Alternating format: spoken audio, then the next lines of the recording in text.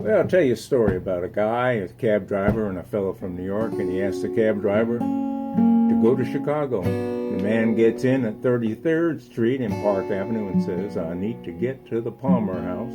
That's in Chicago, by the way. And the cabbie says, the Palmer House Hotel? The man says, yeah. The cabbie says, well, that's on Wabash in Chicago. And the man says, yeah. The cabbie says, I'm not going to drive you to Chicago.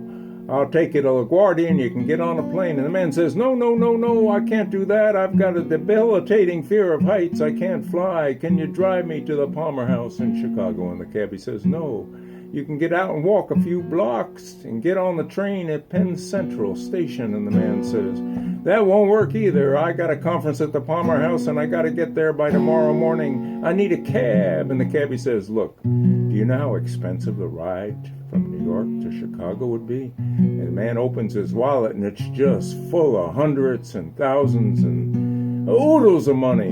And he says, I'll give you the rest when we get there. And the cabbie considers it and takes some of the money and begins the trip. And he drives out of Manhattan and he goes west on 33rd Street until it merges with the Lincoln Tunnel ramp, and then through the Lincoln Tunnel onto the New Jersey, and through New Jersey until he merges onto the Pennsylvania Turnpike, and then through Pennsylvania until he merges on the Ohio Turnpike, then through Ohio till he merges on the Indiana Turnpike, through Indiana until finally he merges into Chicago's Skyway Bridge.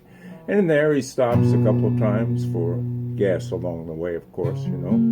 But the Skyway in Chicago is a short trip to the Palmer House, and he exits the interstate at Stony Island Avenue and takes it north to 57th Street, where he turns and merges onto the Jean Baptiste Point de Sable Lake Shore Drive. That was a mouthful.